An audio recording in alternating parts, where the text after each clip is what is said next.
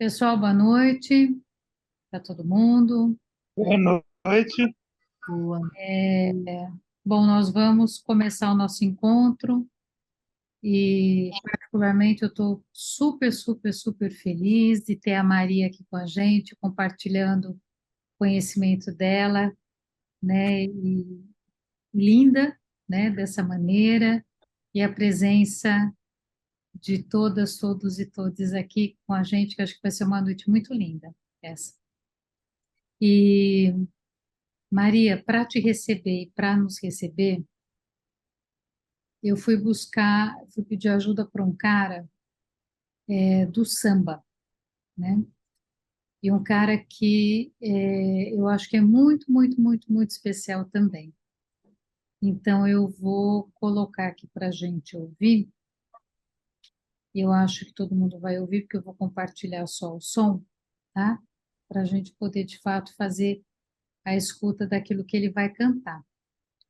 Então, vamos lá.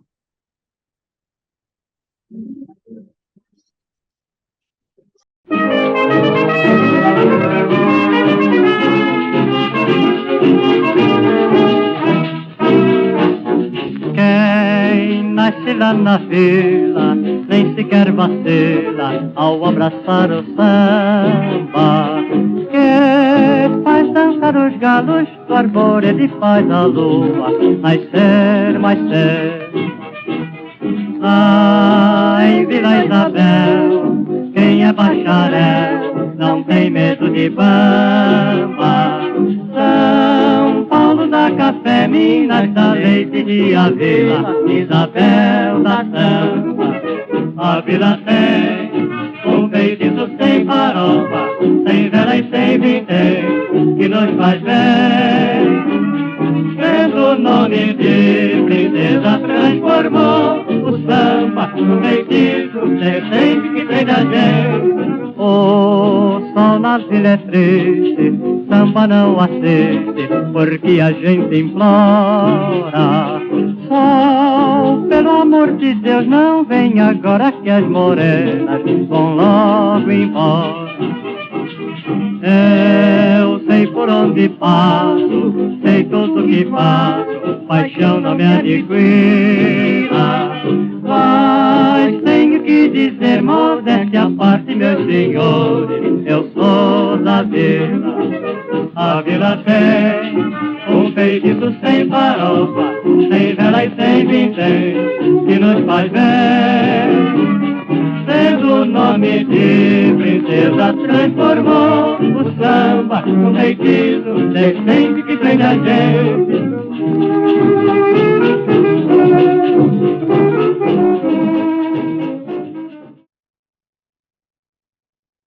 Maria, seja muito, muito, muito bem-vinda. Super agradeço todo o teu esforço de poder estar aqui conosco nesse mês de abril, né? Um mês de muita coisa acontecendo e eu sei o tamanho do teu esforço para poder estar aqui hoje conosco, né? E eu acho que a gente está morrendo de vontade de conhecer um pouquinho, né, dessa vida, da cultura tupinambá. A palavra está contigo. Obrigada. Mauere, obrigado, Beth. Eu queria só falar, antes de tudo mais, da tua guiança, Beth, de trazer um samba, porque o samba é indígena, né? Eminentemente, nossos povos, eles sambam. E meu pai, eu tenho um ancião aqui de 97 anos, que tem um encantado sambador, depois eu vou falar um pouco dos encantados, né? E ele é um encantado sambador muito especial. Meu pai anda bem, ele é durinho assim, é um ancião bem forte. Mas quando ele samba, é um jovem de 20 anos, entendeu? Então, tipo, ele samba, sei lá, de 8 da noite às 2 da manhã. É um encantado mesmo, assim, que toma ele. Então, você estava guiada, minha irmã. Eu quero, primeiramente, pedir licença aos que vieram antes de mim, toda a minha linhagem ancestral que me possibilitou estar aqui, especialmente a minha mãe, Lourdes, que foi uma das mulheres da minha linhagem que preservou os nossos conhecimentos e não deixou que eles se perdessem pelo apagamento histórico. Eu quero honrá-la aqui nessa noite. E também quero honrar a ancestralidade de todos e todas que estão aqui, que cada um de vocês também tiveram aqueles que os antecederam e que os fortalece, as fortalece nessa noite. Nossos povos gostam muito de cantar, de ramear, de dançar. Então, eu vou oferecer um canto que abre nossos rituais. Vou cantar em tupi. Vou falar um pouco da nossa retomada linguística, da nossa luta de pertencimento, enfim. Mas eu vou trazer esse canto para vocês agora. Jaci, Ayande, Jaci, Moisés, Ayande, Tata, Uruti, Isapé, Ayande, Taba, Tupa, Uruti, Isapé, Ayande, Taba, Izeaça, Izejaci, oi, peixe bom. Izeaça, Izeobito bom.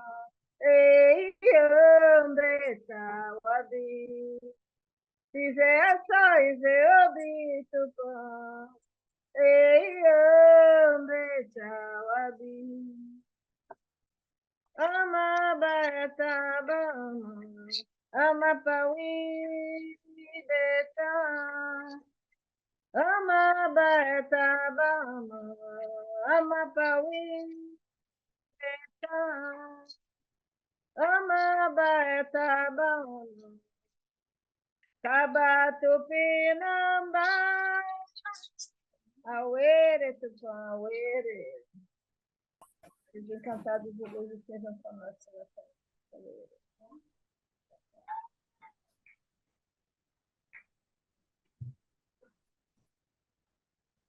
Eu não gosto de falar o que as pessoas não querem saber, né? Porque, sei lá, vocês estão interessados no que eu tenho para dizer. Mas eu vou falar um pouquinho só sobre a minha trajetória e a gente podia abrir para as perguntas, né? Eu queria até... Estela, será que você preparava... Só um minuto, gente.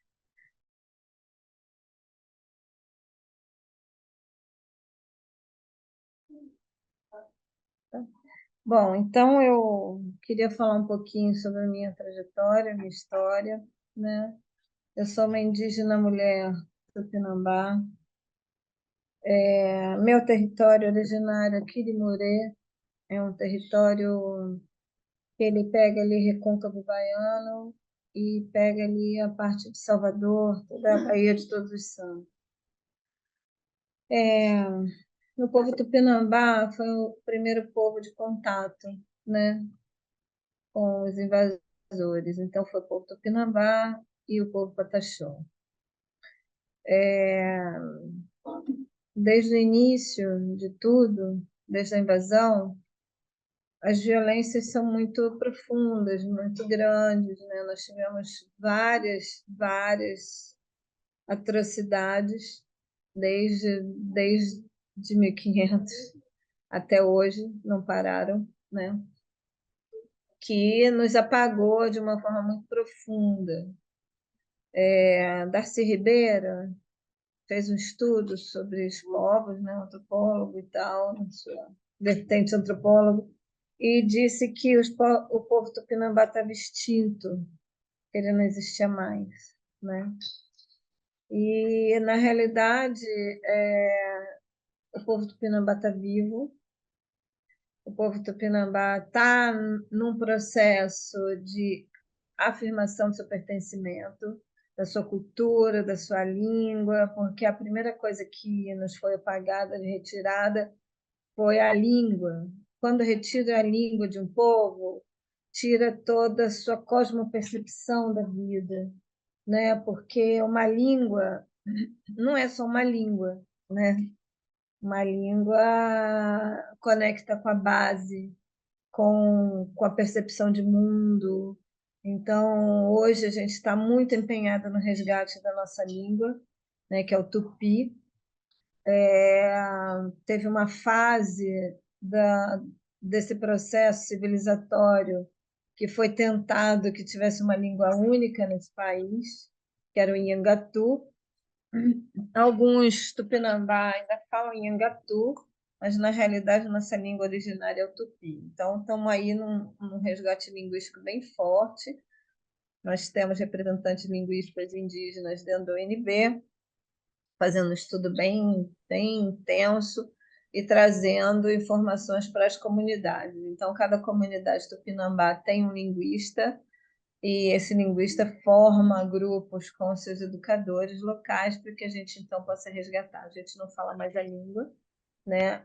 Os idosos, os anciãos que falavam a língua estão morrendo, e a corrida é contra o tempo, para que a gente possa, da forma mais ampla, preservar a nossa língua. Então, a gente agora está no processo de traduzir para o tupi os nossos cantos. Então, no ano de 2000, começou essa retomada cultural e étnica do nosso povo, aqui em Olivença. O processo foi bem forte mesmo. Então, só para situar vocês, eu estou num território entre Itacaré e Ilhéus ali, sabe? Não sei se vocês conhecem a Bahia, eu estou na Bahia, né? Então, Olivença fica a mais ou menos 1 hora de Ilhéus, assim, né?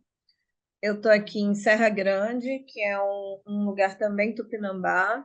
A gente está levantando uma nova aldeia aqui, que vai ser uma aldeia educacional. Ela vai ser um protótipo de uma universidade livre para os povos, não só povos originários, como campesinos também, né? Então, nosso projeto se chama Ecoversidade Intercultural dos Povos, e a ideia é que seja um lugar onde mulheres, vai ser uma universidade para mulheres, que elas possam estar conosco vivendo bem viver, né? Então, assim, meu processo todo, né? Assim, eu fui criada dentro da cultura, né? Eu não sou nascida dentro da aldeia, por isso que eu honro a minha mãe, principalmente, meu pai também, porque meu pai foi aquele que me ensinou a andar na floresta, meu pai foi aquele que me sensibilizou em relação a tudo. Eu já nasci com esse amor profundo por mim mesma, né, em outras formas não humanas, mas ele aprofundou esse contato, ele sempre me levou para essa beleza. E minha mãe, junto com as minhas tias, preservou o conhecimento ancestral das ervas, dos banhos, dos encantados, das defumações, de toda a nossa cultura. Então, eu fui criada em contexto urbano, mas eu fui criada dentro do meu pertencimento, né? E aí a vida passou, eu sempre soube que era indígena. Aos 18 anos eu comecei a lutar pelo meu povo, né? Não sabendo minha etnia, eu fui lutar pela causa indígena. Então, na época, eu era do Comitê de Defesa Transamazônica e da Comissão Pró-Índio. E a minha tarefa era facilitar. Eu morava no Rio de Janeiro, a minha família migrou da Bahia para o Rio de Janeiro. Até a minha avó, todos eram da Bahia, da minha avó para frente, migraram para o Rio de Janeiro por conta da violência. O processo foi muito horrível em Salvador, muito horrível, muito horrível. E aí, então, é, então eu era responsável por fazer a ponte entre os parentes do norte do país com o Museu do Índio do Rio de Janeiro, facilitar essa ponte. Então, nossa casa era a casa onde eles ficavam, né? Eles ficavam lá quando saíam do norte, os povos do norte, ajudou, e assim, voluntariamente, né? Eles iam lá para casa, tinham toda a retaguarda para poder escoar suas produções, e às vezes também ter acesso a documentos. Então, a gente era essa base segura para os povos do norte. E eu fiquei vinculada a isso muitos anos, uma militância mesmo. E aí chegou um momento em que meu pai, já idoso, quis retornar para o território. E ele sonhava em voltar para cá, para o seu território. E eu falei, bora lá, né? Vamos então realizar o sonho dele, já idoso, 90 anos. E nós voltamos para cá. Quando a gente volta para cá, a gente começa um processo de reaproximação do nosso povo, reaproximação territorial, né? Porque eu costumo dizer assim que eu mantive, minha ancestralidade manteve nosso corpo território muito bem preservado. Então, onde era a minha aldeia, né, no meu corpo território. Então, ele ficou mantido, ele ficou preservado, ele foi aprofundado, né? Hoje eu sou uma mulher que me dedico à espiritualidade, né, à ancestralidade do meu povo e também milito pelas causas de educação. Essa é a minha principal frente. E quando eu chego aqui, a sensação que eu tenho é que eu já tive aqui toda a minha vida. Quando eu piso nesse ranrão, né, nesse chão, a sensação que eu tenho é que eu tive aqui o tempo inteiro e, ao mesmo tempo, fui reconhecida pelo povo do Pinambá, né? Já estavam me esperando, então eu escutei várias coisas assim, né?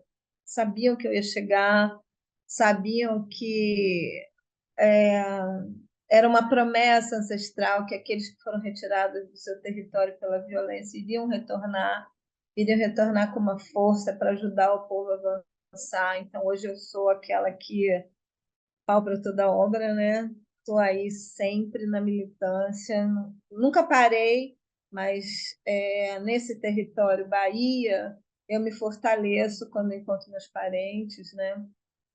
E e a primeira vez que eu pisei no solo da aldeia, eu olhava assim, era tudo muito conhecido, eu conhecia tudo aquilo, não tive uma surpresa, uma coisa assim, né? A minha irmã que me recebeu, minha irmã do coração que me recebeu, ela me contou que 3 anos antes ela tinha já me visto fisicamente, só que eu nunca tinha pisado nessas terras. Então, eu cheguei antes de chegar, né? Então é um processo que é muito lindo, sabe? Assim, muito lindo mesmo. Eu honro esse processo, eu honro meu pai, né? Que mais uma vez me trouxe para a floresta, né? A gente hoje mora entre o mar e a floresta e, enfim, eu sinto assim que juntos estamos construindo coisas bem lindas assim. Então essa união, né? Uma união de fortalecimento. Então hoje em dia eu estou no território Tupinambá. Minha filha casou com um Pataxó, minha filha mora na aldeia de Barra Velha, ali perto de Porto Seguro. E meu netinho nasceu no território Ranhanhã, que é uma aldeia que fica entre um povo que fica entre os Pataxó e os Tupinambá, da onde eu tenho minha família lá também, né? Minha mãe, que eu chamo minha mãe do coração, minha mãe da aldeia, que é a Maiá, nossa grande referência para todos os povos do país. E meu neto, então, nasce dentro da casa de Maiá, com a bênção da parteira mais antiga da aldeia Ranhanhã, na bênção do cacique, um dos caciques mais importantes em todas as tomadas do país, né? Um cacique que teve junto na Constituição de 88, junto com o Krenak, junto com Raoni, né, lutando pelos nossos direitos dentro da Constituição. E hoje, enfim, minha vida está mais do que nunca dentro dos territórios, né? Mas principalmente fortalecendo o território público. Então, eu estou aqui, não estou sozinha nessa noite, né? Estou com toda a minha ancestralidade comigo aqui diante de vocês. E aberta para falar um pouco da nossa cultura, que vocês querem saber, né?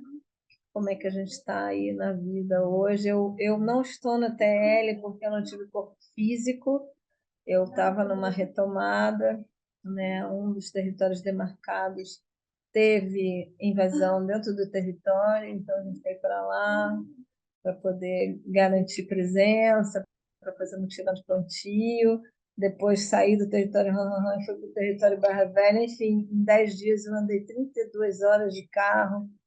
Aí eu cheguei na véspera do nosso ônibus saindo para Brasília e falei que se eu for, eu não volto, né? Então, estou aqui na retaguarda dos parentes que estão lá em Brasília. Meu coração está lá, meu espírito também.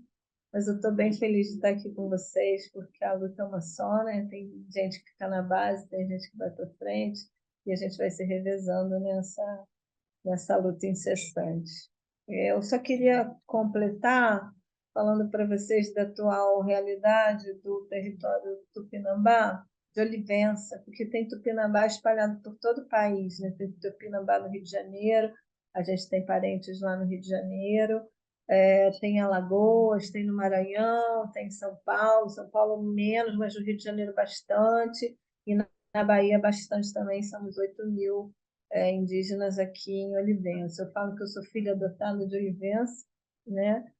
Porque o meu território é Quirimurê, e tem uma aldeia em Quirimurê também, mas a minha coligação de alma está em Olivença, né? Então estamos irmanados, apesar de eu não ter sido nascida lá, meus parentes sanguíneos não terem sido nascidos lá, mas a gente está lá representado também por esse povo que está aí na luta, que a luta é uma só, né? Nós somos povos diversos, é, tem muita gente que não considera os povos do Norte e Nordeste indígena, né? Tem essa questão. Né? Internacionalmente, acha-se que só tem indígenas no norte do país, e isso não é realidade. Né? Temos povos bem fortes no Norte e Nordeste aí na resistência. Então, essas questões aí, por exemplo, nós agora enfrentamos uma coisa bem séria, que é a mineradora, né? A gente tem uma mineradora dentro do território, acabando com o território, porque aqui, né, nessa região, se chamava Ileia Baiana, Amazônia Baiana. Então, quando você tira a floresta, debaixo é areia, mesma Constituição da Amazônia. Uma floresta bem adensada, né? A gente é um dos maiores reservatórios de Mata Atlântica do mundo, mas quando você tira a floresta, debaixo é areia. Então, nesses últimos anos, a especulação imobiliária aumentou demais, na região de Olivença, ali, a gente está aqui com o elefante branco sendo construído, que é o tal do Porto Sul, que vai afetar toda a orla. A gente tentou de tudo quanto foi jeito brecar essa obra, mas não foi possível, né? O dinheiro chinês é muito forte nesse país. E aí esse projeto passou, e toda a areia para a construção do Porto Sul, toda a areia que está saindo para construir todos os empreendimentos imobiliários da Orla, que não são poucos, deve ser assim uma base mais ou menos de uns 50 prédios que estão sendo construídos simultaneamente agora, saem do território areia. Então, vocês imaginam o tamanho da violência, o tamanho da depredação. A gente está perdendo nossas nascentes, nossas águas. Uma vez aqui a gente estava subindo com o cacique para fazer um trabalho numa aldeia mais para dentro, e aí quando a gente estava subindo uma reta escavadeira na nossa frente, e aí o cacique falou, ó, onde ele entrar, quando a gente voltar já não tem floresta. E ele entrou na floresta de Aroeira, e quando a gente voltou, a floresta não existia mais mesmo. Passamos só um dia lá nesse território fazendo o nosso trabalho, e quando a gente voltou não tinha mais nenhum pé de aroeira. E não tem o que fazer, porque o território não é demarcado, apesar de ter sido o primeiro povo de contato, né, um dos primeiros povos de contato, mas não tem o que fazer enquanto não for demarcado. A gente está na esperança, na confiança que nos foi prometido, que nessa TL seria assinado a nossa demarcação. E a nossa demarcação, ela não significa que a paz vai reinar, pelo contrário, né? porque aí a nossa demarcação saindo, a gente vai ter que tirar a mineradora lá de dentro, não vai ser um processo, digamos, amigável, né? Então, essa é a nossa situação. Mesmo assim, a gente continua com os nossos rezos, a gente continua cantando, dançando. Isso que é lindo, sabe? A gente teve agora um encontro de mulheres dentro do território Tupinambá. Foram 140 mulheres de 12 etnias do Brasil. A gente dançou pra caramba. A gente falou das nossas mazelas também, falou das nossas coisas, né? Que eu acho que também a gente não tem que enfeitar o pavão, senão a gente reforça o estereótipo encantado, essa coisa assim do imaginário, né, do povo indígena, dos povos originários. Agora, eu acho que, apesar de toda treva, tem muita luz, tem muita alegria, tem muita resistência, muita resiliência. Então, essa mulherada toda brincou pra caramba, dançamos a beça, fizemos ritual, rimos pra caramba, demos nossos gritos de guerra, nos articulamos para poder estar indo aí frente a todos os nossos desafios, né, que sempre são por território ainda, né, ainda por território, já não era mais para ser isso, mas ainda isso. E eu queria falar também que, como articuladora, eu estou ligada a 3 grupos de escrita, né? Nós somos indígenas mulheres escritoras. Eu estou à frente do primeiro projeto aprovado pelo CNPq, pela CAPES, de indígenas mulheres. Nós, por nós, escrevemos por nós, entendeu? De dentro para fora, de dentro do nosso pertencimento. Então, eu estou nessa luta aí pela escrita, né? Escrevendo um pouco da nossa história, escrevendo a minha história, escrevendo a minha linha é muito ligada ao território, corpo, né? E essa questão da educação indígena não escolar. A gente tem uma educação indígena tão presente que na pandemia nada se desmontou, basicamente, nas bases, né? Porque a educação continuou, porque ela é feita no dia a dia, é feita pelos anciãos e juventude, ela é feita de uma forma muito, muito linda, muito orgânica, muito natural. Então é isso, estou aqui aberta para perguntas. Maria, eu vou dar o pontapé aqui nas perguntas e, e aí a qualquer hora também a gente pode se inscrever aqui pelo chat ou pode entrar aqui na roda também, ou levantar a mão, enfim, como for melhor. Mas assim, tem algumas coisas que eu gostaria de poder te ouvir falar um pouquinho mais, né? Porque a gente ouve falar, né, dessa coisa do corpo-território, né, da importância do corpo-território. Então, o que é esse corpo-território, né? Acho que uma outra questão eu acho que ela é super importante é quando você pede, eu acho que reverência e bênção para todos que vieram antes de você, né? O que que isso representa, né? É, como é esse pedido de bênção, né? De passagem, de cuidado, né? O que isso significa, né?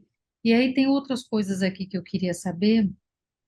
Eu vou só colocar, mas eu acho que outras pessoas querem saber outras coisas, que eu queria conhecer um pouquinho dos rituais, dos processos de cura, né, do povo tupinambá, e esse trabalho de educação que você fala, né, que educação é essa?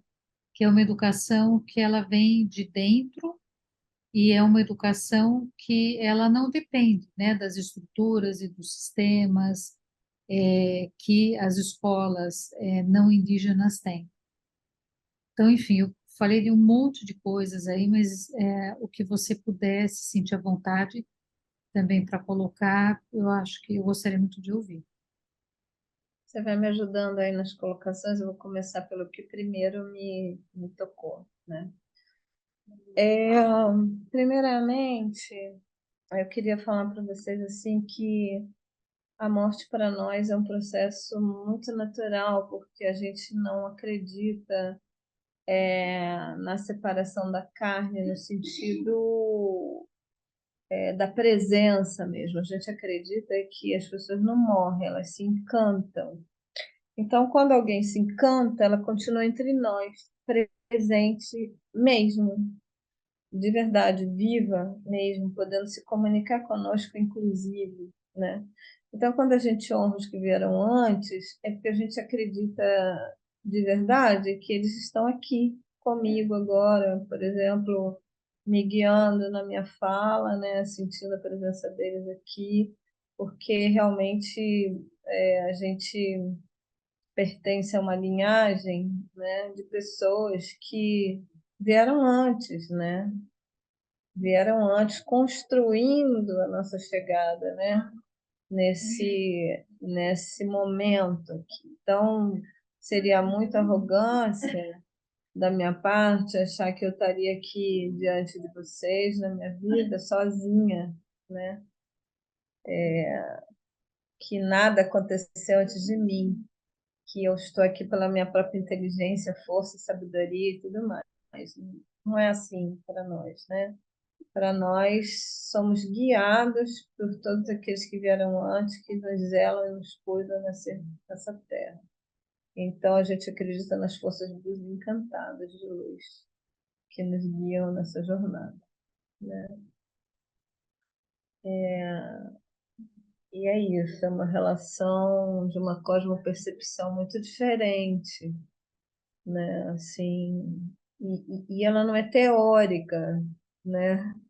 A gente sente na corporeidade, aí eu já posso puxar o gancho para o território corpo, que é o seguinte, baseada nessa ancestralidade, então,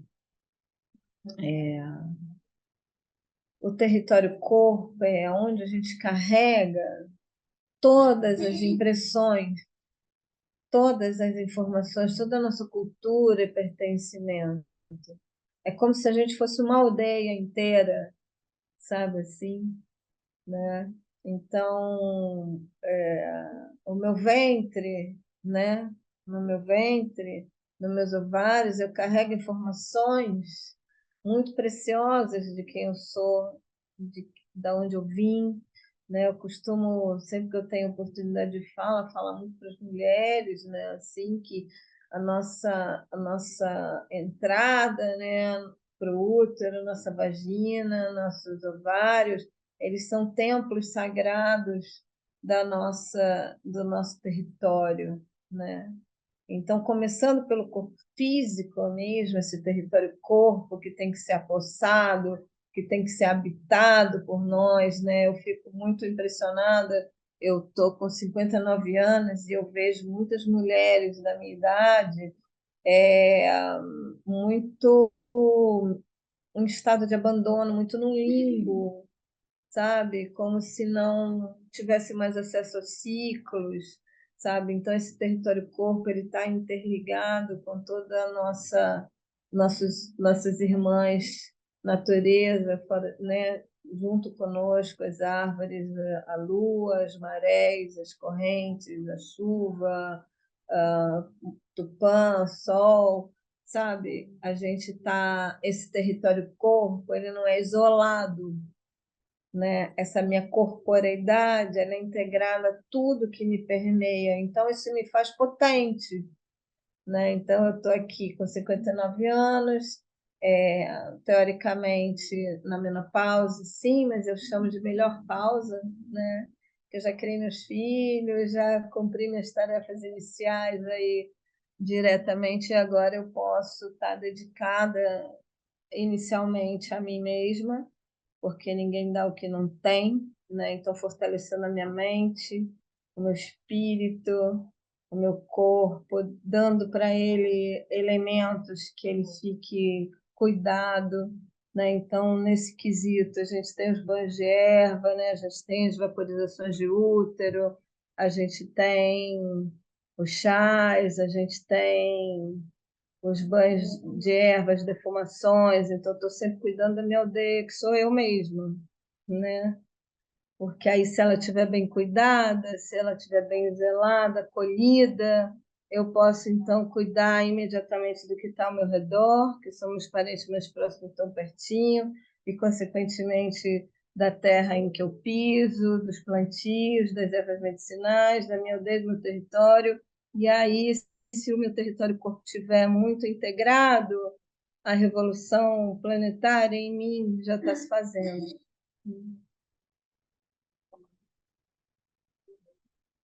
E eu acho que você falou da educação. Bom, eu vou falar da educação, da frente da educação que eu estou. Bom, primeiro aqui na Bahia a gente teve uma sorte danada. Minha mãe, ela criou as escolas indígenas diferenciadas. Então, minha mãe foi uma pessoa que passou 30 anos em luta por território, né? Foram 396 retomadas territoriais para que hoje o território fosse garantido. Essa minha mãe é Pataxó, ela é tupinambá, mas vive, né, no território Pataxó, que também é uma outra linhagem da família dela.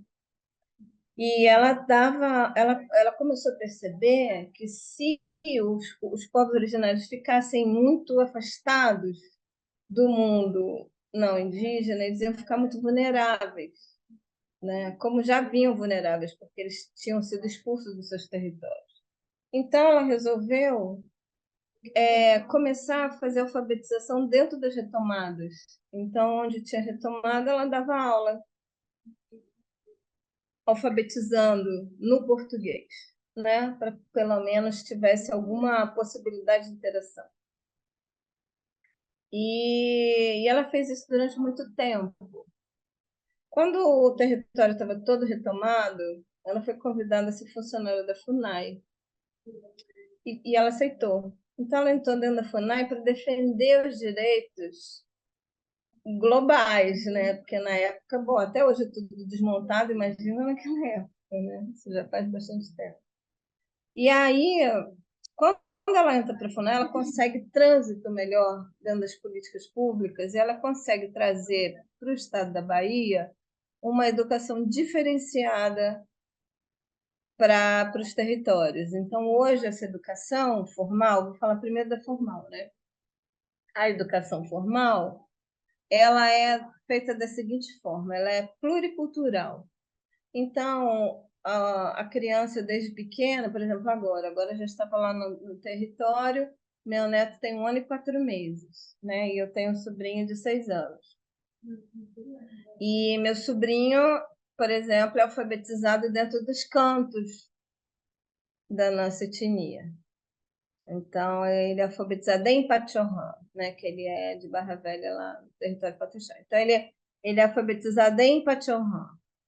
Aí, nos cantos. Aí, dos cantos já vem o ritual, né? A gente faz o ritual nas cabanas, né? Dançando em círculo, assim, cantando nossos cantos sagrados.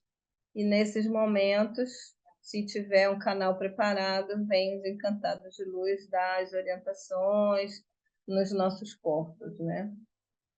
E aí, então, toda a cultura, então, o grafismo, tivemos os jogos indígenas, é, a língua, então, sendo ensinado desde pequeno. Então, por exemplo, meu netinho, ele é ninado com ritual, né, com os cantos rituais. Então, agora ele está com 1 ano e 4 meses. Eu estava numa live, né, lá na aldeia, fazendo uma live assim. Aí eu fechei a porta, que estava um vento danado. Aí comecei a cantar na live, aí meu netinho correu, começou a bater na porta assim, eu tive que abrir, pegar ele, botar no colo, dar um maracá, ele ficou cantando comigo assim. Então, essa é a força da educação que a gente está conseguindo, entende? Assim, então, por exemplo, ele tem 1 ano e 4 meses, não está na escolinha ainda, mas toda sexta-feira todas as crianças da aldeia vão fazer um ritual. Então, meu netinho vai fazer ritual com todas as crianças da aldeia. Entende? Então, é uma educação diferenciada que vai dando para o jovem, quando chega na juventude, uma autonomia muito grande. Então, o jovem aldeado, aqui nos nossos territórios, quando chega no fim do ensino médio, por exemplo, ele sabe caçar, ele sabe pescar, ele está dentro da cultura, ele sabe a língua, ele sabe construir, ele sabe fazer artesanato, ele sabe sobreviver. todas as ferramentas de sobrevivência ele tem, e, paralelamente, também ele vai tendo conteúdos que dê acesso a ele a um ensino superior, a um Enem, a um vestibular e tal. Aí que eu entro, né? Eu e uma galera. Nessa galera tá Ailton Krenak, tá Cristina Itacoá, Carlos Papá e várias outras pessoas pensando da mesma forma. E aí, assim, a gente tem um grupo em Quirimuré, no meu território, a moçada que saiu dos seus territórios originários e outros que são de Quirimuré mesmo, que estão nas universidades. É muito dramático a realidade dos jovens na universidade, porque aí ele passa no vestibular e tal, tudo bem, chega lá dentro, a permanência desse jovem é muito difícil, e principalmente a permanência na cultura dele, né? Ele é o tempo inteiro transpassado um convite de largar sua cultura, porque sua cultura não é honrada dentro do espaço universitário. Claro que tem muitas iniciativas, né, para que isso seja diferente, mas é um processo que ele é artificial, é uma realidade criada artificial.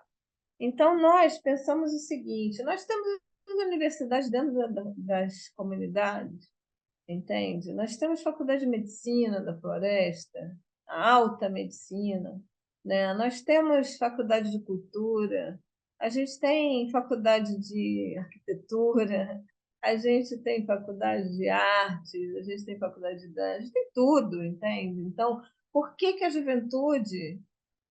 Porque uma coisa é você escolher sair para, outra coisa é você chegar num ponto da sua vida que você não tem opção. Aí você começa a ficar lá dentro sem opção, sem lugar, sem liderança. As comunidades daqui da minha realidade, né, do sul, extremo sul da Bahia, estão muito focadas na juventude, empoderamento da juventude, então tem grupo de juventude, tentando ver se eles acham motivo para estar lá, para garantir o futuro daquela nação. E eu acho que a universidade ela é bem importante. Então, estamos agora no movimento nacional, tem também a Teia dos Povos junto conosco. Hoje a gente tem essa frente internacional também, que são as ecoversidades, que tem universidades livres ao redor do mundo, com muitos povos originários, muitos povos de base, né? A Teia dos Povos também, com a Universidade dos Povos. É um movimento muito grande que a gente está fazendo para que as universidades estejam dentro dos territórios, com os nossos saberes. E também que a gente possa abrir para, por exemplo, vou dar um exemplo, né? A juventude usa muito os aparelhos celulares e tal. Às vezes para ficar lá navegando à toa no Instagram, mas essa ferramenta pode ser uma ferramenta de luta, entende? Porque se ele estiver bem equipado, se ele estiver capacitado dentro do território, ele pode ser uma ferramenta de denúncia, ele pode ser uma ferramenta de captar as histórias dos mais velhos, ele pode ser uma ferramenta de catalogar espécies, ele pode ser incrível se ele bem usado. Então, por que não dentro dos territórios a gente não ter oficinas de audiovisual? No Norte tem acontecido muito isso. A gente está querendo realmente fortalecer aqui no Nordeste essas capacitações para que eles possam ter o mundo todo que eles almejam dentro do seu território. A gente não quer que eles fiquem alienados, a gente quer que realmente eles possam estar preparados para que, se inclusive eles quiserem ir para uma universidade formal, eles tenham capacidade interna para isso, porque é muito diferente a realidade dentro da aldeia do que a realidade fora dela, né? Então, a gente tem percebido que quando o jovem sai novinho, tipo 17, 18 anos, ele sai despreparado, que ele viveu um outro paradigma, uma outra vida, né? Então, ele sai lá fora muito despreparado. Então, a gente está nessa frente, criando as universidades livres, né? No nosso caso, a Ecoversidade, para que a gente possa, então, dar esse amparo, né? A Ecoversidade que a gente está criando especificamente é para mulheres, né? Jovens mulheres a partir de 17 anos, sem limite de idade para cima, para que, inclusive, essas moças possam ter mais pertencimento aos seus territórios corpos, né? Que a gente possa ter mais ferramenta interna para combater o machismo estrutural, que é muito grave em relação à jovem indígena, até o fetiche da mulher indígena, né? Não é nem considerada mulher, assim, no sentido da dignidade, é considerada objeto sexual, que é uma coisa grave aqui no Nordeste, que a gente quer combater mesmo, assim. Então, eu acho que é isso, Beth. Não sei se eu respondi. Respondeu sim, Maria. Eu não vou abrir essa discussão agora, mas assim, só para que a gente de repente possa pensar isso, né, num outro momento, quando você fala do corpo território, acho que de uma outra maneira, né, a gente pensa isso na psicologia junguiana, quando, que eu acho que é uma coisa que passa assim tão desapercebido, né, que o Jung também fala em que a psique é a natureza. E eu acho que esse é um assunto para a gente estar discutindo, né? Não agora, porque acho que hoje é bacana a gente poder te ouvir, conversar com você, mas eu queria só pelo menos deixar essa provocação aqui para que numa ocasião, ou num outro momento, a gente possa estar discutindo, porque eu acho que é muito por aí, né? E é de uma complexidade gigantesca, por isso que eu pedi para você poder estar abordando, né? É, Quando você me fez essa pergunta, eu ia perguntar assim, quantos anos a gente tem nessa live? olha, eu gostaria de fazer outras perguntas dentro dessa, né? Enfim, acho que você tocou na questão dos processos também, os rituais, os processos de cura, mas depois, se a gente tiver oportunidade, eu quero fazer outras perguntas. Mas o Paulo está querendo perguntar, então acho que a gente pode ouvir o Paulo um pouquinho, perguntar ou falar, né? Paulo, está contigo. Oi, boa noite a todos, né? Aí a minha pergunta, né? Eu não estou ainda dentro, né, imerso na leitura do A Queda do Céu, né? Eu tô já faz algum tempo lendo e me aprofundando e eu pesquiso o pensamento do Frantz Fanon, um pensamento anticolonial, antirracismo, e tudo mais. Algumas coisas da fala dela eu não vou conseguir abordar tudo, né? Mas algumas questões respectivas à educação e à saúde mental, e pensando também na saúde mental, né? Que eu estou lendo os escritos psiquiátricos, queria fazer perguntas em relação a isso. Como é, né? A questão da alienação, né? No meio quando o indígena sai uma coisa que ela fala, que é uma coisa que também aparece no Francisco Fanon, é que quando você é tirado dentro do seu território, né, dentro da sua área, você é submetido à lógica colonial dentro do espaço universitário. É isso que eu interpretei, né?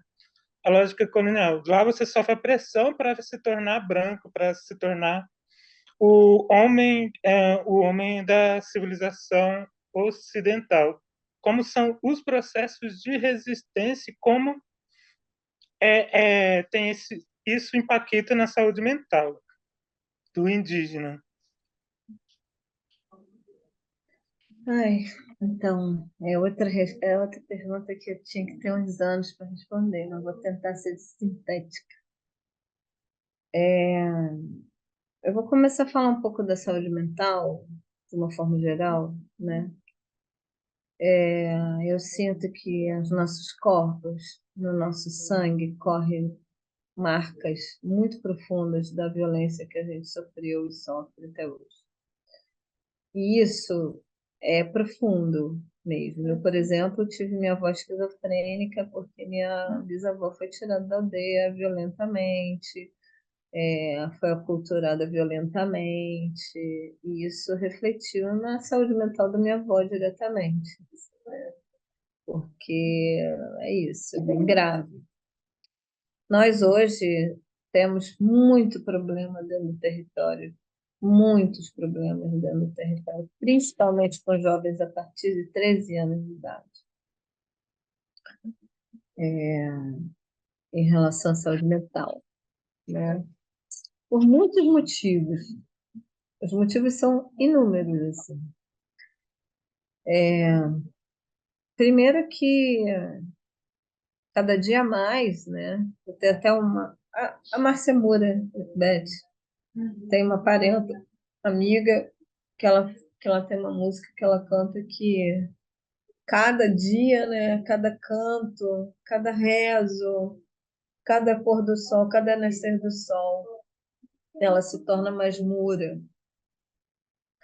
E nós não somos diferentes. A cada dia, a cada luta, cada movimento, a gente se torna mais tupinambá.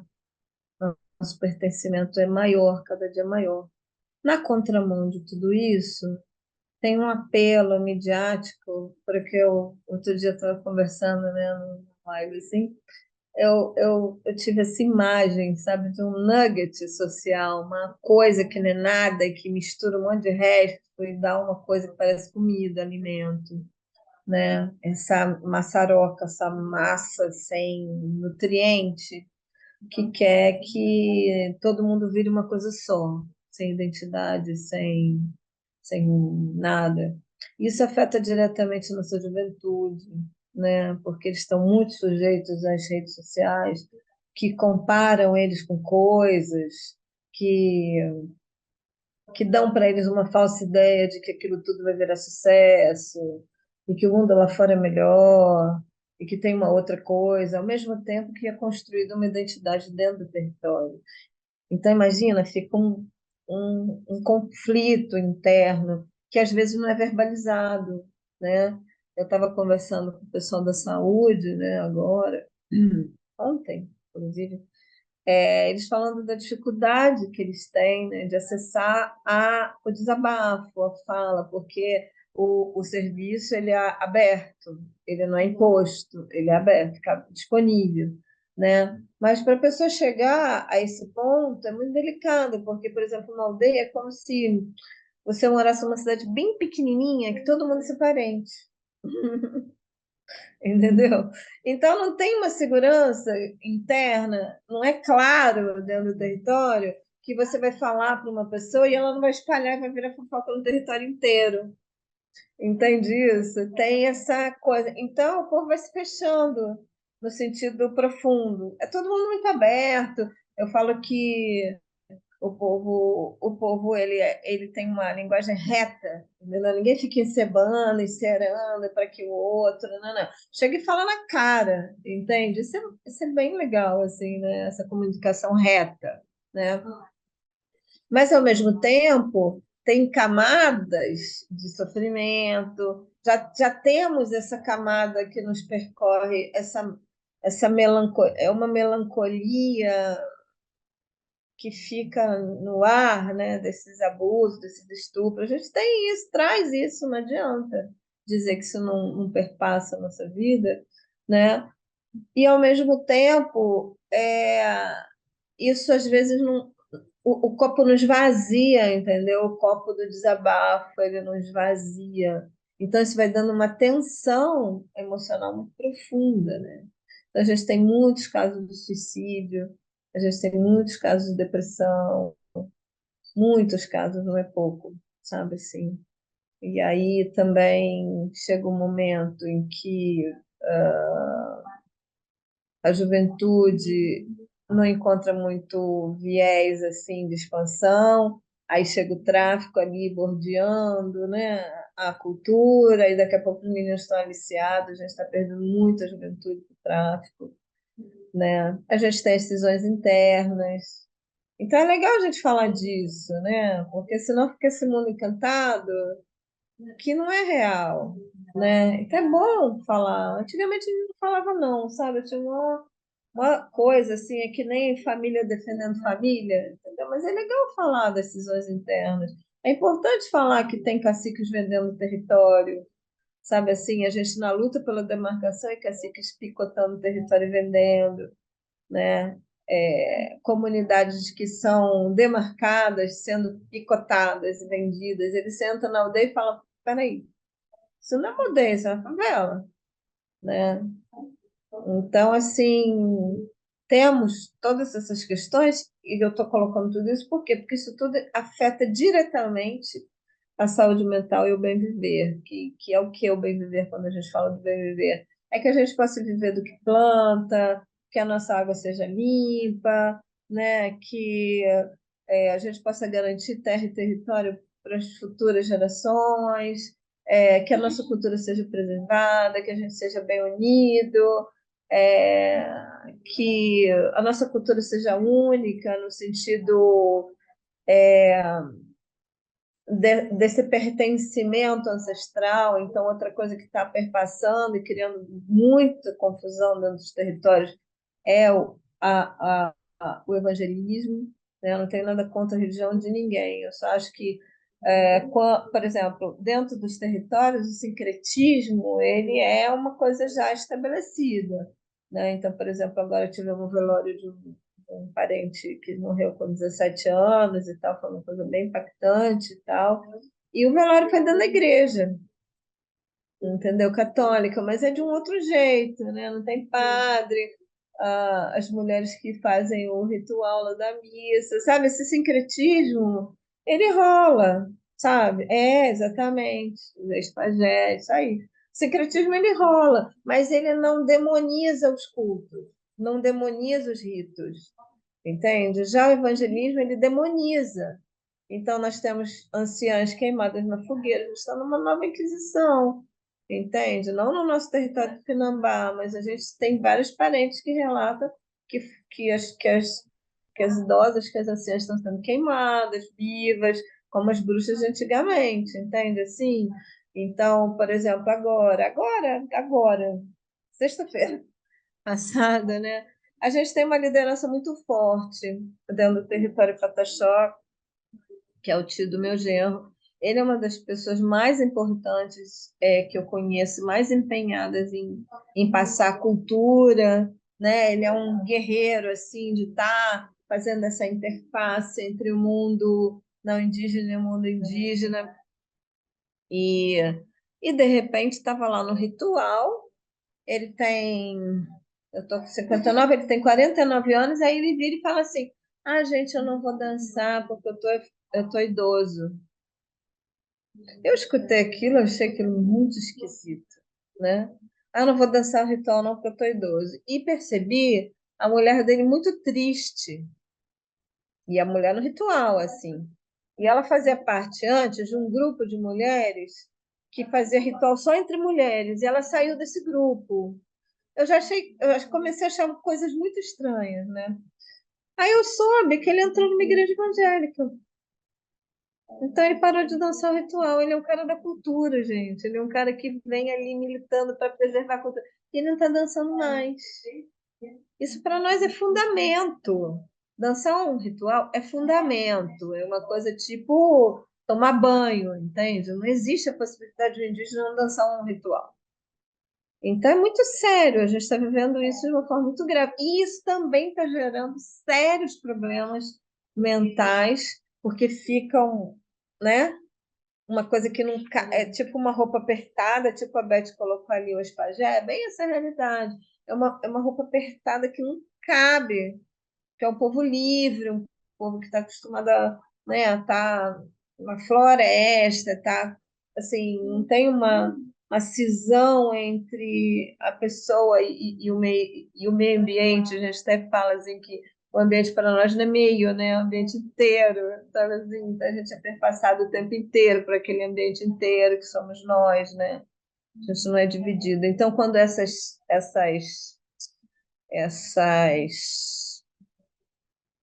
jaulas são construídas, essas celas são construídas, começa a dividir o povo de dentro para fora, começa a dividir as famílias, e muitos das pessoas vão para o evangelismo por causa do alcoolismo. Então, é uma sequência de coisas, entende?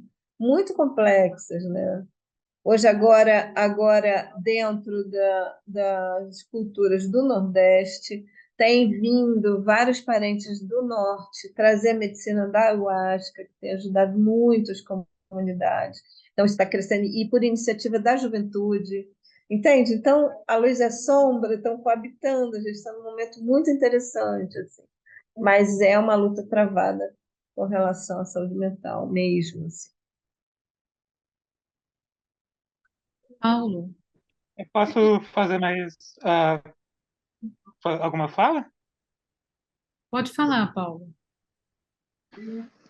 Então, eu achei bastante importante a fala dela, foi basicamente o que o Fanon descreve sobre o processo colonial, tanto e as constantes tipos de violência, né? Há essa violência psíquica, que é também trazida pelo campanhas de evangelização, que vem com essa tentativa de desaculturação, demonização da cultura. Outros aspectos um dos aspectos que eu gostaria de também perguntar, porque eu ia fazer mais perguntas relacionadas à obra de Fanon, né, nesses aspectos aí, mas ela respondeu o que o Fanon responderia já sobre os efeitos colonial, a violência colonial na saúde mental. Aí os aspectos ela foi bastante, mas eu queria falar sobre a questão do exploração econômica e a questão do trabalho. Fanon fala que quando o colono vai descrever os indígenas, né, os povos autoctones, e isso ele está falando da África, o colono sempre vai chamar o autoctone indígena de preguiçoso. Aí Ah, ele tem um pensamento sobre essa questão de por que preguiçoso, né? Porque o colono é aquele único que é considerado um trabalhador. Ele vai lá para explorar para explorar. O colonizado, quando ele se recusa a trabalhar, gerar lucro ou para o colono, aí que ele é chamado de preguiçoso. E aí que vem o trabalho forçado, porque o colono tem a ideia de que ele vai educar, eles precisam ser domesticados. E ele vai que tem essas duas comparações, né? Falar que o colonizado é um preguiçoso e fazer alusões a ele como animal. E também essas descrições é, estereotipadas do racismo de descrever a personalidade do colonizado como agressiva ou como menos inteligente e tudo mais. E isso é uma estratégia que também que é utilizada sempre esse discurso sempre aparece quando a gente vê alguém querendo falar da campanha de serem da necessidade de levar a civilização para as aldeias, de questão de extração econômica, né? Os garimpeiros, os seringueiros, eles querem dizer que é uma região atrasada que essas pessoas precisam ser colocadas numa civilização. De qualquer forma, a religião é os evangélicos, né? Eles estão indo lá com o objetivo dessa estratégia. Aí, de que maneiras vocês têm, quais estratégias vocês têm pensado e produzido para se contrapor a esse discurso, né? Porque isso também afeta diretamente, uma das coisas que você já levantou no seu discurso, né? Isso é uma das coisas que afeta a saúde mental de uma forma bem grave, né? Porque a pessoa é destruída, sempre ridicularizada, sempre tratada como não gente, como inferior. Aí como enfrentar, né, isso e trabalhar com a autoestima, porque o movimento negro, né, não é desde o início, mas pouco tempo vem trabalhando essa questão da autoestima, da identidade negra e tudo mais. E aí, como trabalhar essa questão da autoestima e da autorrepresentatividade contra esse discurso, sem cair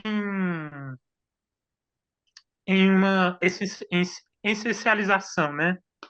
É uma das perguntas. E a outra, né, que o Fanon também discute, né, é que os colonos eles arrumam um jeito de cooptar lideranças e que você acabou de levantar essa questão, né? Eles cooptam lideranças e indivíduos de dentro da comunidade. Eles fazem duas coisas. Eles incentivam a brigas entre grupos, né? Essas brigas entre grupos acontecem tanto por causa que a violência colonial impede, né? No primeiro momento a comunidade fica desorientada e quando ela não consegue enfrentar, né, o colonizado, ela fica apática e a violência incentivada por essa violência neurótica e tudo mais cria essa violência interna entre grupos. E a outra é que os próprios colonos, no caso aqui do Brasil Seringueiro, vão incentivar disputas e brigas entre grupos, né, como fizeram na África, né, na questão de colocar grupos étnicos contra outros grupos, gerando guerras e disputas para gerar desestabilização na área e facilitar e justificar a invasão, a intervenção branca no território, no caso do Fanon, discutindo o território africano. Eu acho que isso acontece também no Brasil, né? Ah, eles estão brigando e tudo mais, eles são selvagens, olha aí como eles precisam do homem branco. Era justificativo que era usado na África, e eu creio que, através da mídia, eles também utilizem isso. E essas são duas táticas por meio da violência colonial que eles fazem essa cooptação. Aí, como tentar combater essas formas de violência e cooptação também, né? São duas perguntas, não precisa responder as duas, responde a que você achar mais pertinente.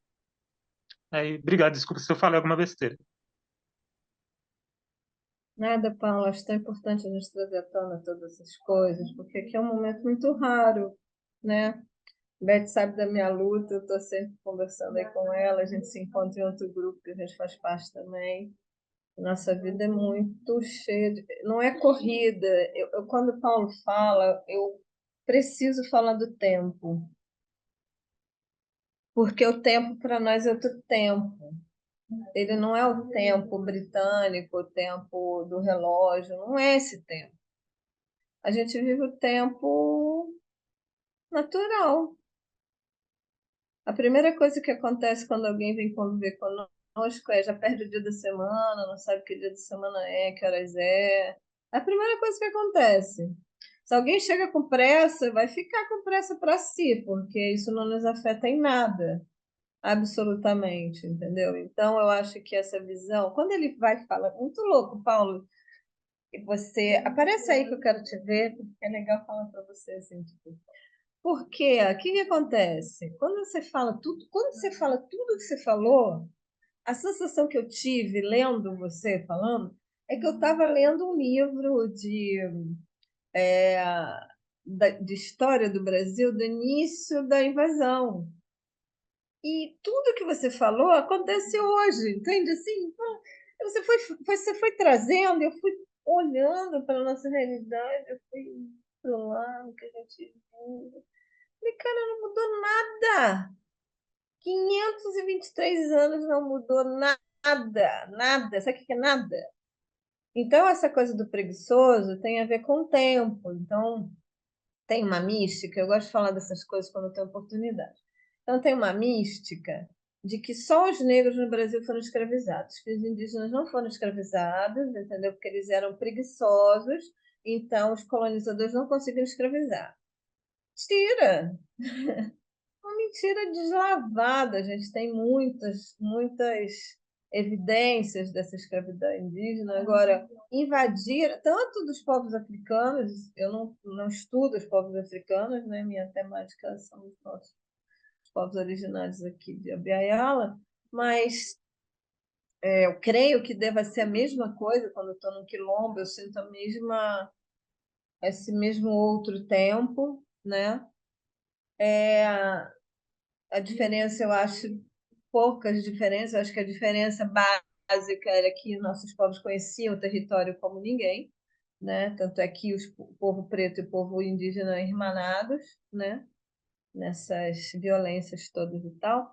Mas, assim, falar do tempo é muito importante, porque parece que é uma preguiça, mas não é. É só um tempo respeitoso consigo, respeitoso com os ciclos, né? Eu estava falando do território corpo da mulher respeitar seus ciclos. Por exemplo, a mulher, quando está na lunação, na menstruação, é um momento de potência muito profunda, é um momento que a terra absorve ela, assim, que ela se unifica com a terra.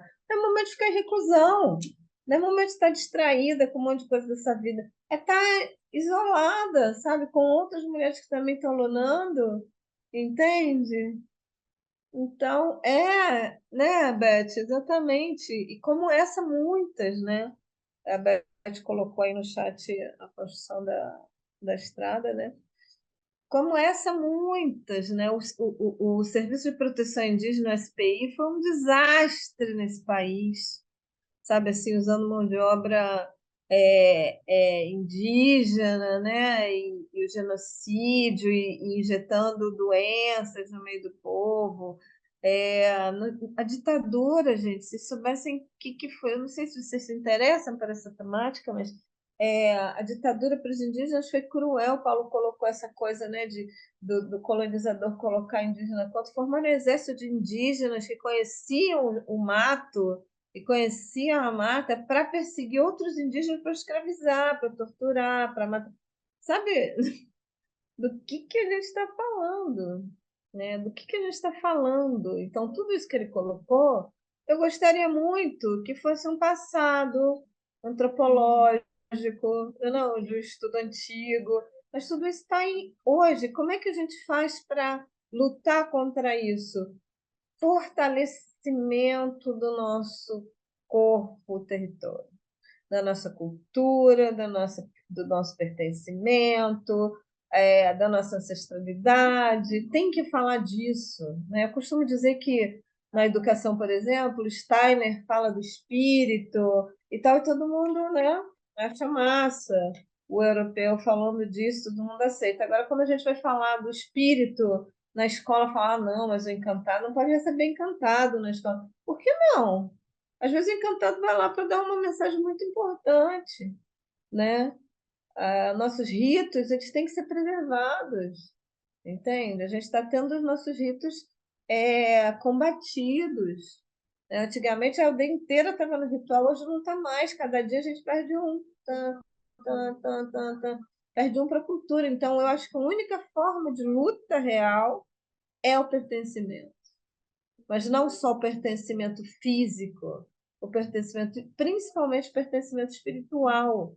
A gente tem que segurar na nossa mão o nosso pertencimento espiritual, que não é pouca coisa, sabe? É muita coisa.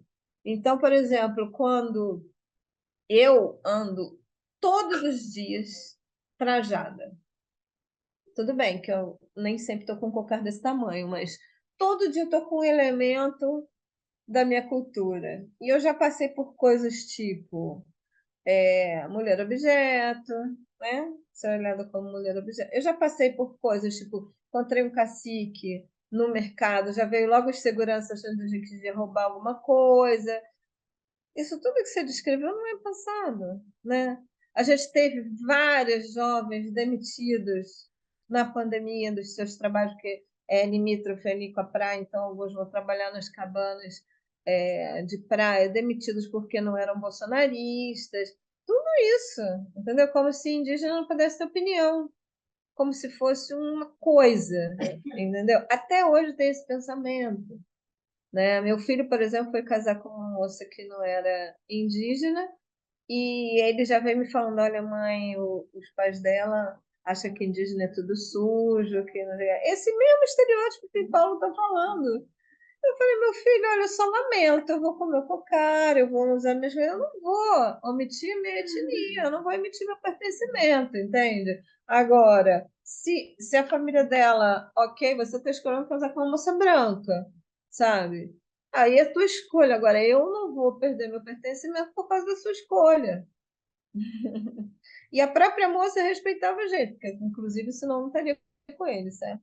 E muito interessante que esse meu neto, fruto dessa relação, só dormia com música ritual, só com os cantos ritual. A primeira coisa que a gente deu para ele de presente quando nasceu foi um maracá, e ele só dormia na rede com o ritual. Entendeu? Tá no sangue, gente, não tem como. Então, a única forma de luta realmente poderosa, primeiro, a nossa união, tem muito de cisão interna, não vamos romantizar, tem muito de cisão. Entendeu? Tipo, a Márcia Moura, cara, me ligou chorando no dia que ela não pôde mais dar aula na própria escola que ela batalhou. Tô falando isso porque a Beth colocou no chat, entendeu? Tipo assim, do que a gente está falando? Porque ela incomoda a, a estrutura da prefeitura. Eles não conseguiram lá ainda o que a gente conseguiu aqui, uma educação diferenciada e tal, porque, como ela falou, a gente é uma só. Ela era a única mura que batalhava. Agora, na TL, pô, tinha uma galera junto, sabe? Assim, na Marcha das Mulheres, a última, pô, eram quase 30 mulheres mura. É um processo de resistência diário, de não deixar a nossa cultura desaparecer. E o que eles fizeram, principalmente nesse último governo, cooptaram por nada, merreca, entendeu? Muitos dos nossos, né?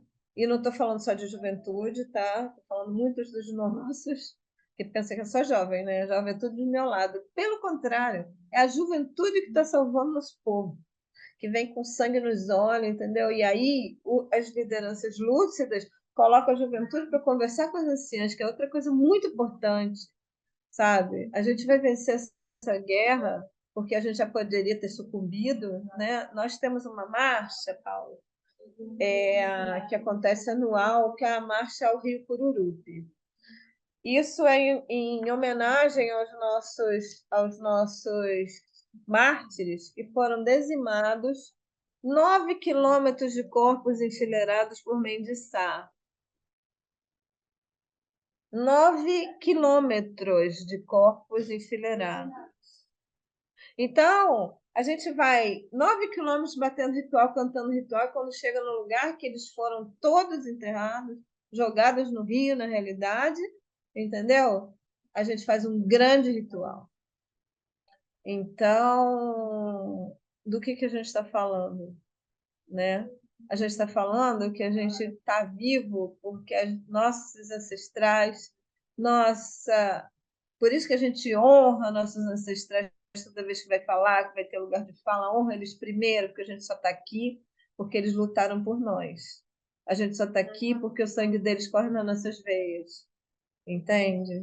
Então tem que honrar mesmo, e a gente vai vencer essa luta, porque a gente é que nem o cacique, né? Nosso cacique agora tem umas cisões, né? Que os caciques mais velhos, poderosos, que lutaram mesmo, estão olhando assim, isso daí já é gagá, já é velho, já não sei o quê, nenê. E os nossos guerreiros, eles falam assim, eu não quero morrer deitado numa cama. Se for para morrer, quero morrer em pé na luta. Eu acho lindo e, ao mesmo tempo, acho triste que 523 anos depois a gente continue tendo que lutar pela mesma coisa. Entendeu? Eu acho isso um absurdo. Real, eu acho absurdo.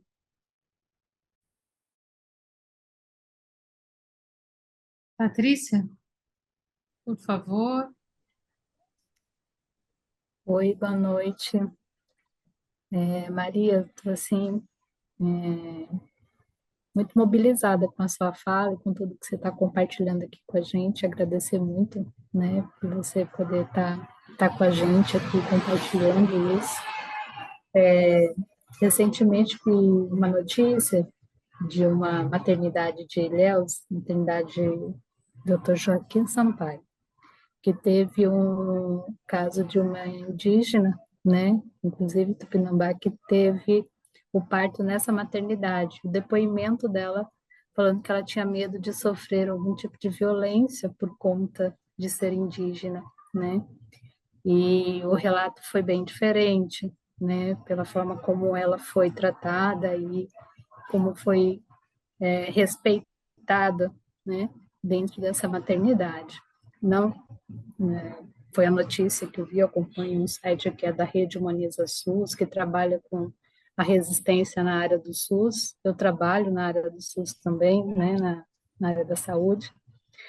Mas eu fico com algumas questões nesse sentido. Eu queria ouvir de você o que você acha primeiro, de instituições que deveriam assistir como um todo, porque o SUS é para todo mundo, né, sem distinção, mas que a gente vê que isso não acontece em todas as realidades, não são todos os hospitais, não são todas as instituições que conseguem fazer isso, né? Como é que você vê o que é que pode ser feito, né, para que a gente tenha uma condição de que isso seja de fato garantido, né, para todo mundo? Porque a gente também ouve muito disso, assim, tem um sistema que foi criado, o Sistema Indígena de Saúde, né, que é um subsistema, e muitos municípios e serviços de saúde têm dificuldade de ver que a complementação desses serviços se dá também na extensão dos outros equipamentos de saúde que existem no território. Não sei se você vive isso também aí na sua realidade, né? Mas, assim, como fazer, né, E para que isso não seja um relato, que seja assim, um relato que foi assim, nossa, surpreendente, porque pela primeira vez uma pessoa, né, uma mulher que foi ter um bebê, uma mulher indígena, sentiu que foi acolhida e que ela foi respeitada naquele serviço. Quando que isso vai deixar de ser um fato extraordinário para virar uma realidade os nossos serviços, né? Então, eu compartilho um pouco, porque eu fico muito mobilizada com a sua fala também, né? E sintonizada também, né? Principalmente com o que você trouxe aí com a questão do território-corpo, né? Trabalho nessa temática do materno-infantil, com as mulheres também, então isso mexe bastante comigo. Obrigada, Oi. viu? Ô, Beth, a gente vai ter que ter 4 lives. Ela me tocou num ponto que eu não posso falar pouco. Eu vou tentar, tá bom assim? Eu estou resumindo, menina, porque Ó, ela tocou num ponto muito importante. Essa moça que você relatou estava na minha casa um dia antes, tá? A gente estava fazendo um projeto aqui de audiovisual e, e aí ela veio toda linda e a gente falou: quantas semanas você tá, minha querida Estela? E ela falou: 40. Oi? Aí ela falou: não, qualquer coisa você faz meu parto. Eu falei: pelo amor de Deus, o que é isso? Então, eu queria falar, Patrícia, que da mesma forma que a gente pensa a educação, a gente pensa a saúde, né? É, claro que o sistema, a CESAI deveria suprir, não supre, né? CESAI é um órgão que foi desmontado junto com a FUNAI, né? Estão desmontados. A gente acabou de perder um jovem agora por uma dor de dente, porque levaram ele atrasado, ele morreu por causa de um dente. Tudo bem que a gente sabe que ninguém vai antes da hora, estou falando do fato físico, entendeu? Porque o carro da CESAI, nessa aldeia, ele é liberado por Porto Seguro. E essa aldeia fica 4 horas de Porto Seguro, e era o fim de semana, e o carro estava lá. Mas ele não podia sair do território porque não tinha autorização escrita. Você entende? Que o negócio é esquisito demais. Agora, em relação a esse atendimento, eu tenho algumas coisas. Vou ser breve, tá, Beth? Então, tipo assim, várias coisas. Primeiro, em relação ao parto. Nós temos uma luta, que eu estou nessa luta de frente mesmo, que é para que as nossas parteiras não desapareçam, nossas parteiras tradicionais. Então, por exemplo, o parto da minha filha, o ultrassom era feito pelo encantado, que botava a mão na barriga e falava: ah, o bebê está assim, está assado, o desenvolvimento está não sei o quê, está tudo bem. Quando chegou no final, ela falou assim: ó, só tem um copinho d'água aqui de água, o resto tudo é bebê. Sabe? Essa força do rezo. Um parto é um momento entre a vida e a morte. Não é uma coisa. E, ao mesmo tempo, é uma coisa supernatural, que o próprio organismo se encarrega. Claro que existem coisas que podem acontecer no meio do caminho, mas o próprio encantado já avisa. Quando não dá para ser ali, não é. Então, a gente está lutando para construir uma casa de parto dentro dos territórios. A gente está lutando para que tenha uma escola de parteria dentro do território. Então, essa ecoversidade, nós temos escola de parteria para que as jovens possam aprender a fazer os partos. E a gente vai ter que se unir para batalhar para que uma médica do SUS ou da CESAI que seja, não impeça, não tire a autoestima das jovens de ter o parto em sua casa.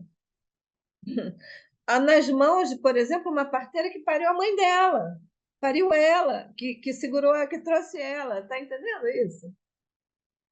Esse é o primeiro ponto. O segundo ponto, nós tivemos um acidente aqui muito grave. Estou contando episódios para elucidar o que eu quero dizer. Então, assim, por exemplo, no parto da minha filha, a médica foi lá e falou: como assim? Parto em casa, você é louca, que não sei o quê. Porque ela não fez o pré-natal com essa médica. Mas ela fez com o encantado, ela fez com a mulher medicina da comunidade, com a parteira tradicional. Mas todas as mulheres que fizeram o pré-natal com essa médica ouviram dela assim: você não é capaz de ter filho aqui, é melhor você ir para a rua é no SUS, né? Melhor você ir para a rua, porque. E o encantado dizendo outra coisa. Então, o que estava acontecendo? O que acontece até hoje? as mulheres saem para ter na rua, são maltratadas e voltam coroando e tem o parto em qualquer lugar dentro da aldeia. Tá entendendo? Para que passar por isso? Para quê? Aí teve outro caso, um acidente muito grave, né? Um acidente bem grave mesmo, e aí me ligaram para dar suporte nesse acidente. E eu fui lá. Cheguei lá, nossos parentes estavam largados numa maca, como se eles fossem um pano de chão, entende? E eu sou da pegada, né? Você já deve ter percebido que eu sou daquela que faz acontecer. Aí eu entrei no hospital e falei, pô, mas o que está acontecendo? Por que eles estão assim? Eles estão largados lá não sei quanto tempo. E comecei. Eu parecia a médica do hospital, ia lá pegar o exame. Ah, mas vai demorar não sei quanto tempo. Eles estão morrendo. Aí pegava o exame e levava para o outro médico. Olha, o exame está aqui, o exame é chata. Eu até vou parar de usar essa palavra, a persistente. Aí eu estava lá persistindo e eles não morreram por causa da minha persistência, senão eles iam morrer. Compreende? Porque tem coisas que. Aí o que aconteceu? Ela precisava de uma cirurgia, porque ela estava com hemorragia. Aí eu liguei para o meu amigo que trabalha no hospital, o médico ortopedista, ele foi para lá. Agora, isso é o corre normal. Solução, Patrícia. Nós estamos tendo curso de formação de direitos humanos, formando delegados, subdelegados que vão cobrar um bom atendimento, que vão denunciar quando isso não acontece. A gente está partindo para a dividida. Entende isso? Todas com distintivo, avalizadas pelo Ministério Público, com poder de prisão. Se o diálogo não vai a lei. A lei está a nosso favor. Entende? Então, essa formação intercultural, essa formação dentro do território, é para fortalecer a gente de não ficar como coitadinhos sociais. Não somos. Temos direitos. E a gente tem que batalhar por eles. Então, em vez de ficar choramingando e tarana, a gente está partindo para dividida. Agora, a Latéria tem 6 mil indígenas batalhando seus direitos. 6 mil indígenas representando todas as suas comunidades do país. Entende? Então, é assim que a gente vai vencer. A gente não, eu falo sempre para a juventude, não vão mendigar à beira do sistema. Parem de querer cota para entrar em universidade, vamos fortalecer as nossas universidades, chancelar o portfólio que é criado dentro da comunidade por aqueles anciãos que têm pertencimento de conhecimento. Chega de querer a beira, vamos querer tudo, sabe? A gente quer tudo, esse território é nosso, então a gente vai tomar ele, entende? É assim que a gente está vivendo agora. Na paz, entende? Não é uma guerra necessariamente violenta, mas ela tem que ter raça, porque os que vieram antes de nós, a gente só está aqui porque eles tiveram, entende? Então a gente tem que continuar essa jornada. E é isso, Patrícia. Tamo junto. Temos que ir embora, né, gente? Tem que ir embora. Tá legal estar aqui. Eu gosto muito desse lugar que fala. Agradeço muito a Beth e a todos vocês que estão aqui, sabe?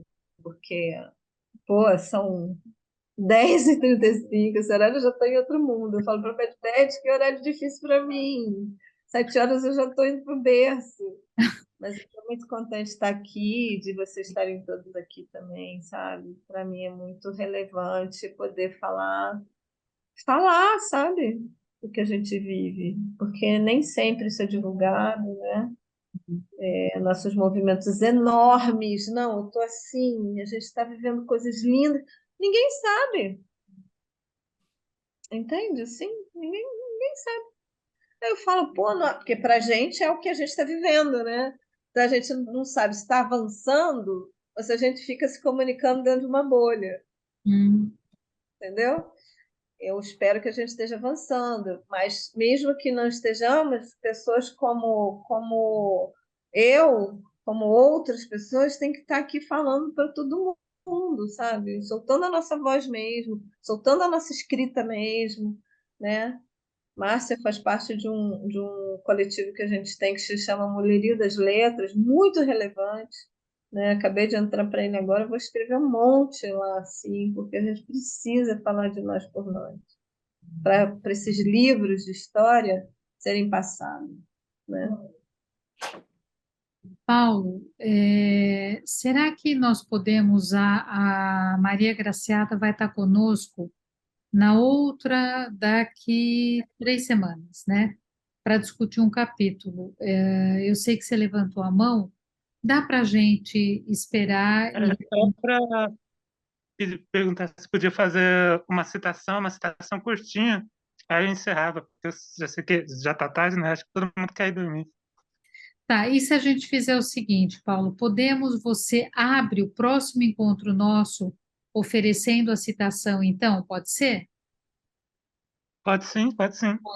Então, já fica combinado a oferta para todos nós no próximo encontro. Quem vai fazer vai ser você, já tá, a responsa é tua, e aí quando a gente começar eu passo a bola para você, e você daí nos oferece essa citação, a gente aproveita, faz um link com esse encontro aqui, né?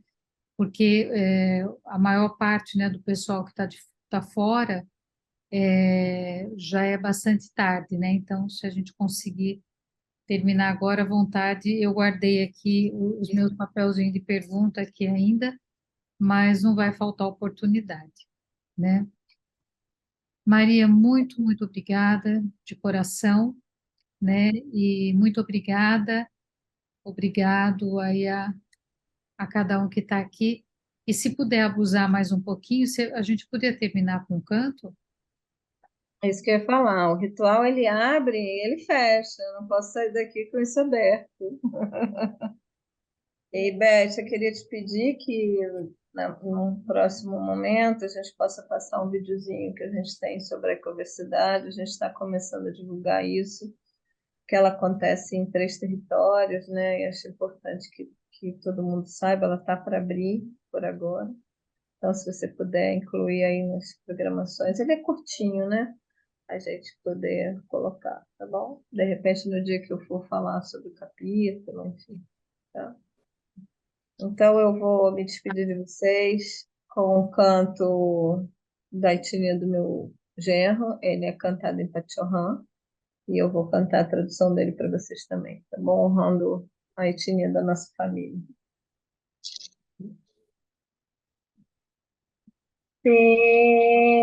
Pindorama, Pindorama,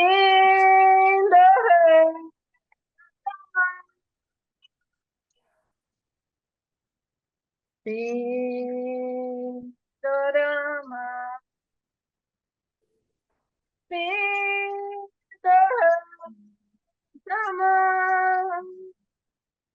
Pindorama, Pindarama, Pindarama,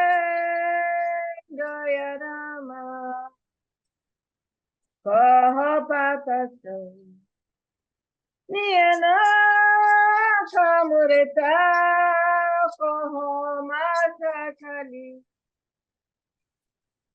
Kahapataso,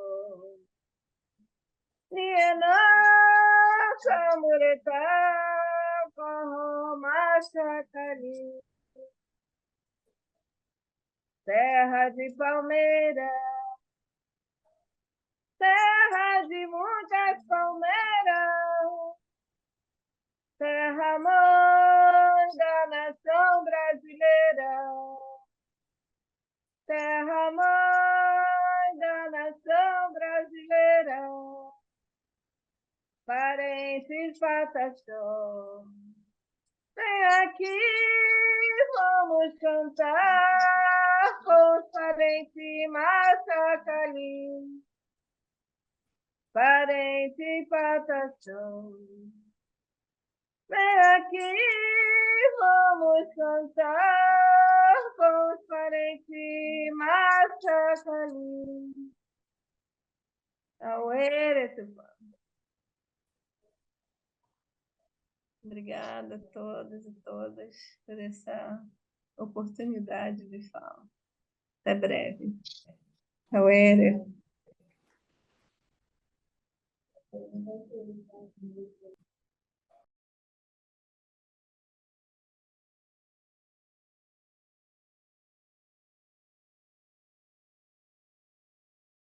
Até a próxima, gente. Vou sair. Muito obrigado pela live.